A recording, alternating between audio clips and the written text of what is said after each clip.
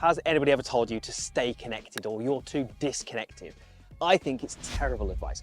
Try this, just grab something like a towel, just put it under your arms and just tell me how free you feel like your swing is when you try and stay connected. Great golfers disconnect their arms from their body. Staying connected is going to rob you of distance, it's going to rob you of freedom, and we don't want any of that. So we're going to break this down into what you need to do in the backswing, how you need to disconnect your arms, how you need to reconnect them, and then how you need to disconnect them on the way through. And I've got some really simple drills that I think you're going to love, that are really going to open your eyes to basically what great golfers do. So let's take a setup. I've got 8 iron. My arms at setup are pretty connected, but have a look at where my right elbow is relative to my hip. That distance there, I'm going to guess that is about 4 inches. So the first thing I'm going to do in this little exercise, I'd love you to try this, is take your arms, disconnect them from your body. So look at that, straight away I've moved my right elbow away from my right hip. I've disconnected my arms. So show that again. It's going to go from there, disconnect my arms onto my trail shoulder. Then I'm going to add my body turn in. And then once I've added my body turn in, I'm going to push and stretch my arms as far away from me as I can. Now when I get to that position, where is my trail elbow relative to my right hip? Remember we said it started about 4 inches apart. It is no longer 4 inches apart. That is a much bigger gap. So I haven't kept my right arm connected to my side.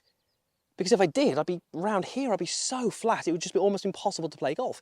As I make a pivot with my body, as I rotate, my arms rise and lift up relative to my chest. So if I showed you that as a slightly different drill, if I kept my lead arm pretty straight, this is my arms connected, this is my arms disconnected, add some turn, where do I end up? Pretty damn good, right? So for me to get into the top of the backswing position, what do I actually have to do? Body pivot, that's got to be there, and I've got to disconnect my arms. I've got to give them some freedom so that they can move off my chest. When we look at what the arms do in a golf swing relative to the body, if I was to hold my body in position, don't move it, and show you what the arms do in the backswing, they go up and this way, downswing, they go back, and on the through swing, they go up this way. This is what my arms are doing relative to my body. It looks strange because I don't have any body turn. The arms move to the right-hand side of your body and up. The arms move to the left-hand side of your body and up. We've got to allow that to happen. So the first little exercise I'm going to have you do is the one we've just gone through. Get yourself addressed. Arms are fairly connected. Disconnect them. Turn. Disconnect them even more. And then you can just go through and hit some shots. That's going to help you understand and feel what they need to do in the backswing. That's important. However, thinking about that trail elbow, we said it was at setup. Where would it be at delivery position? Well, guess what? Kind of back to where it was at setup. It's sort of in that distance of 3 to 4 inches away. So yes, the arms disconnect in the backswing, but through the downswing, they need to reconnect before we go into our follow-through position. So what I'd love you to do now is learn how to reconnect the arms. So this time, you're going to put yourself into a backswing position. Feel free to do it as normal, or if you want to kind of do it this way, you can do. And then what I'm going to do, little butterfly going through my legs there, I'm going to shift and turn my body. And as I do that, where am I going to take that trail elbow? Back in front of my trail hip. Now I can sort of feel, I appreciate you can't see that, my trail elbow is probably around about a hand width in front of my hip. I can sort of feel that distance. So as I'm moving my body, shifting and turning, I'm working my arms back down in front of me to basically be more connected. Kind of where they were at setup, or give or take, it's not exactly the same position. Now this is really important because if I don't reconnect them, I'm going to find myself really steep, probably over the top, late arm swing, giving me really kind of issues down at contact. So it's really important that once they're disconnected, we learn how to reconnect them down into this position. And again, once I've done a couple of those, connected those again, from here, if I was just to continue turning my body, that allows me to get into this really nice impact position where my arms, relative to where they were at setup, are not a million miles away. The relationship is not exactly the same, but it's pretty damn close. So we go disconnect, turn, disconnect, reconnect the arms, reconnect the arms, and then once I've reconnected them, that helps me get into that pretty perfect impact position where I've got some shaft lean, got the hands forward, I can put pressure on the back of the golf ball. Then I said we were going to talk about follow through.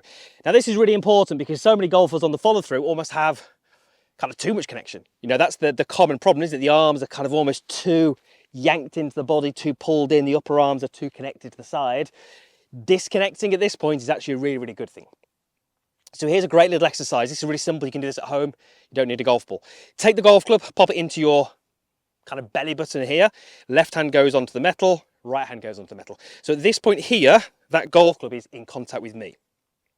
If I was to turn through, it stays in contact with me. Okay, that makes sense. All I've done is gone from here to here. What I'd love you to do is disconnect it on the way through. So this time we're going to go here, here, here, reconnect.